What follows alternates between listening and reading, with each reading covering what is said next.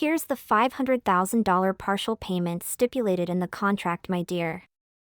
My hand shook as I reluctantly accepted the check the old man handed to me, and then he wasted no time gathering the signed contract in exchange for the check.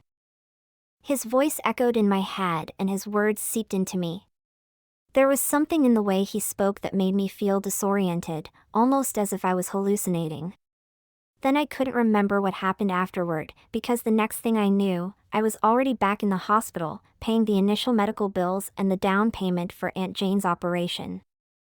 As I handed over the check to the hospital's billing department, a sense of relief washed over me, but it was tinged with an underlying unease. The amount was enormous that the transaction felt surreal, as if I were living someone else's life. The hospital cashier processed the payment with a polite smile, unaware of the weight that had just been lifted from my shoulders, although it was only temporary. After paying the medical bills, I went straight to Dr. Armstrong's office. He didn't seem surprised to see me, but he was still as welcoming as he had always been. When I reached his desk, he gestured for me to sit, but I quickly declined as I knew I wouldn't stay long.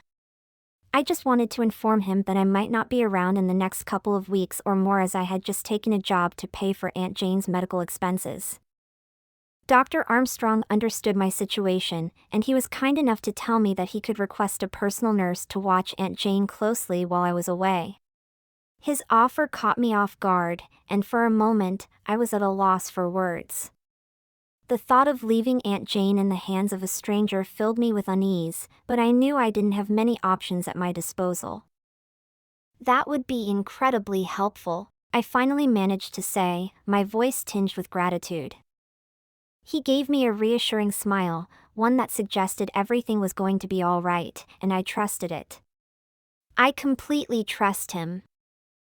"I'll make sure she's well taken care of, Mallorie. You focus on what you need to do," he muttered. I nodded, feeling a mixture of relief and trepidation. As I left his office, I couldn't help but feel the weight of the decisions I had made hastily these past few days. I knew I shouldn't think about it much, as it was only adding to my already overflowing anxiety, but I couldn't help it. I pitied my situation, yet at the same time, I was strangely thankful for this unusual opportunity that had knocked on my door. Despite the uncertainty, I knew deep down that I was making the right choice. I was so preoccupied on my way home that I didn't realize I had already arrived and was now packing my things. As I packed for a month-long stay at the Midnight Library, my mind raced with thoughts of what lay ahead. I carefully folded my clothes, placing them in the suitcase with a precision that belied the turmoil I felt inside. The thought of leaving Aunt Jane behind weighed heavily on me, but I knew I had no other choice. This job, whatever it entailed, was my only hope of covering her medical expenses. And as strange as it was, I couldn't shake the feeling that this was a turning point, not just for me, but for both of us. When I finally zipped up my suitcase, I took a deep breath and glanced around our small apartment, taking in the familiar surroundings. The old armchair by the window, the stack of unread books on the coffee table, the faded photos of Aunt Jane and me on the wall, all these things had been my world for so long. And now, I was stepping into something completely unknown. As I headed out the door, I paused for a moment, my hand lingering on the doorknob. A part of me wanted to turn back, to pretend none of this was happening. But I couldn't afford that luxury. I had made my decision, and there was no turning back now. Waiting for a cab to hail as I got outside, the thought of Archie's warning suddenly played in my head. He was right. I had no idea what I was getting myself into. But whatever it was he was talking about, I knew it wasn't something I wouldn't be able to face head-on, as I have never been braver in my entire life than I was right now. Aunt Jane gave me so much strength and courage that I never knew I had. I could feel her presence with me, reminding me that I was doing the right thing. Then the fear and uncertainty that had been gnawing at me began to recede and replaced by a quiet determination burning through my entirety. After a while of waiting, a cab finally stopped in front of me, then I climbed in and gave the driver the address of the Midnight Library. As we drove through the city, the streets blurred past, but my mind was clear. Every mile brought me closer to the unknown, yet I felt more resolute with each passing moment.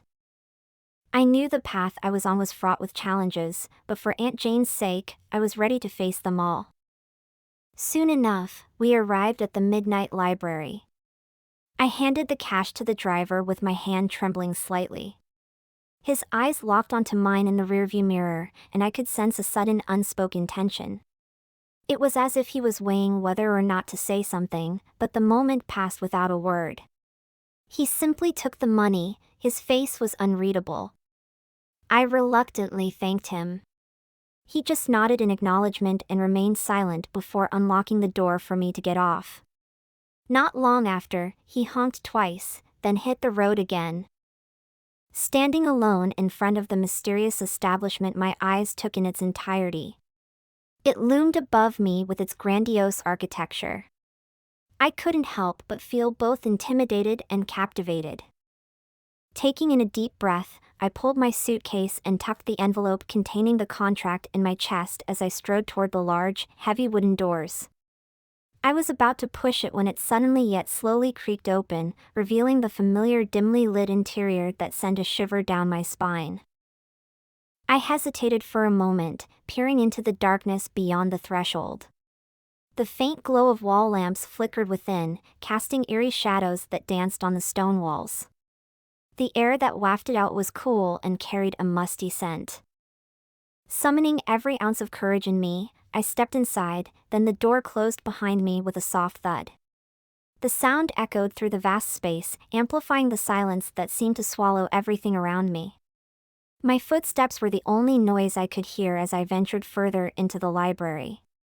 My every step was hesitant, while the wheels of my suitcase bumped softly against the uneven stone floor. "Hello?" I called out, as I couldn't see anyone around. Then I wandered my eyes at the expansive foyer, with lined towering shelves filled with books of every size and age. I stopped just before the desk where I signed the contract.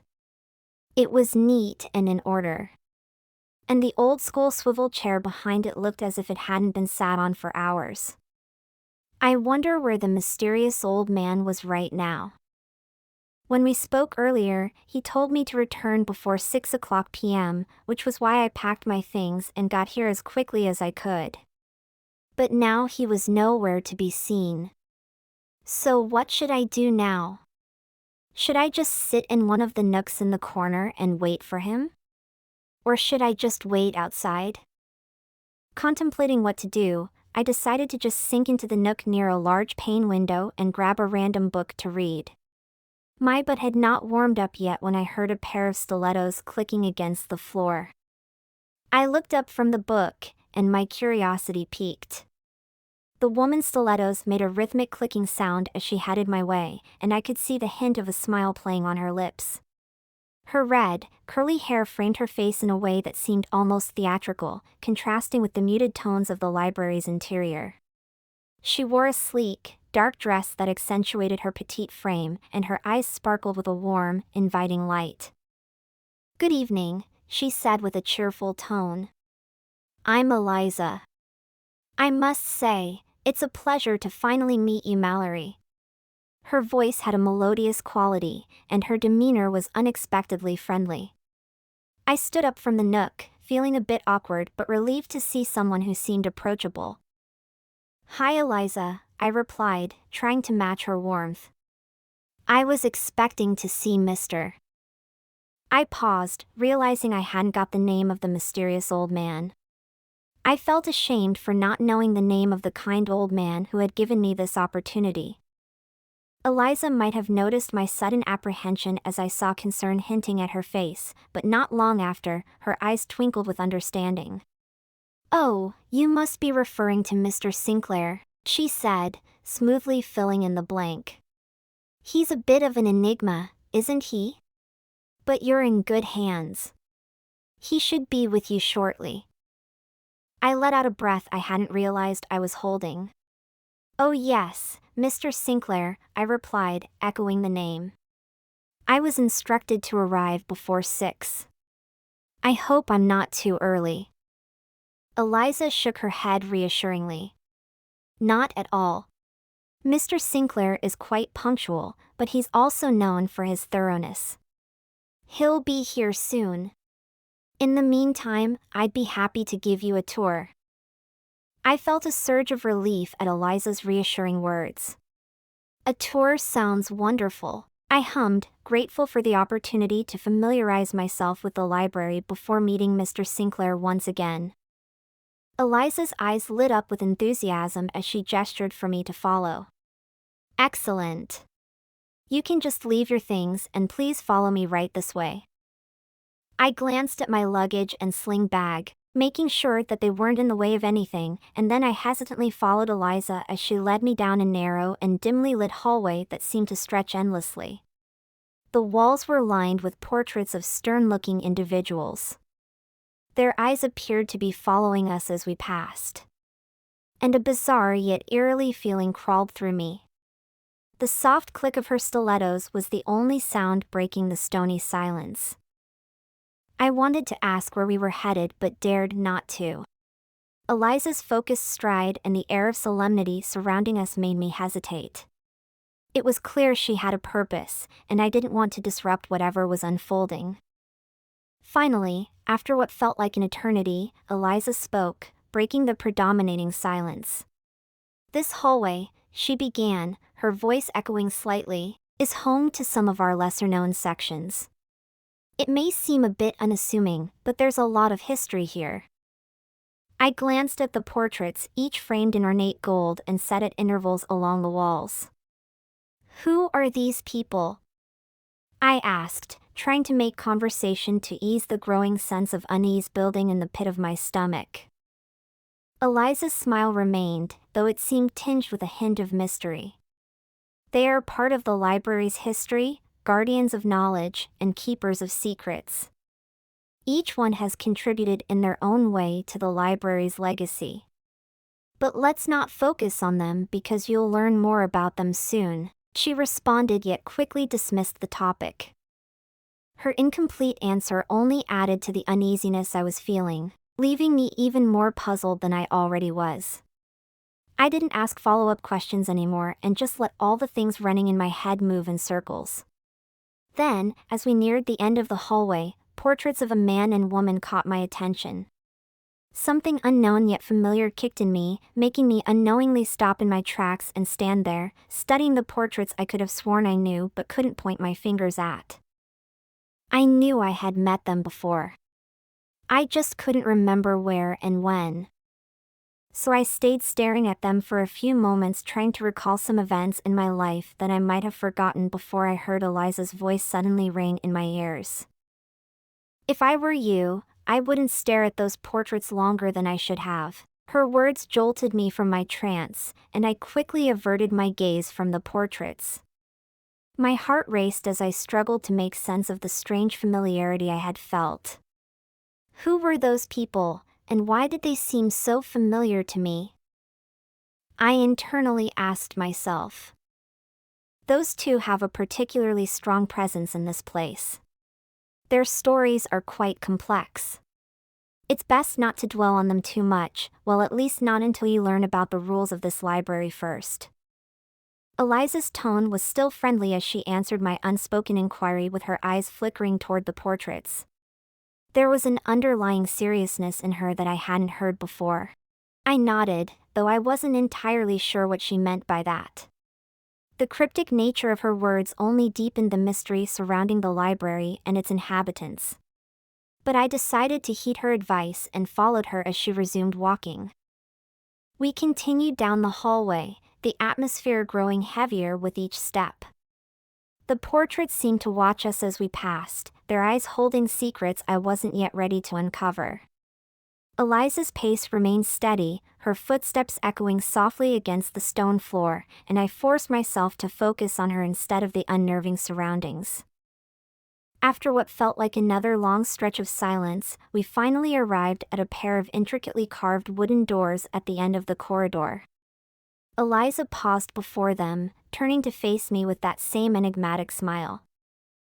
Mallorie, beyond these doors lies the heart of this library. And this is where your journey truly begins," she said, her voice soft but resonant. Then she pushed the doors open, revealing a vast chamber bathed in a soft golden light. The room was unlike any part of the library I had seen so far, filled with rows upon rows of books, some artifacts, and strange objects that seemed to hum with a life of their own. As I stepped inside, I couldn't shake the feeling that I was crossing a threshold into a world where the lines between reality and the unknown were blurred. And yet, despite the uncertainty, there was a part of me that was eager to discover what lay ahead and the secrets it holds.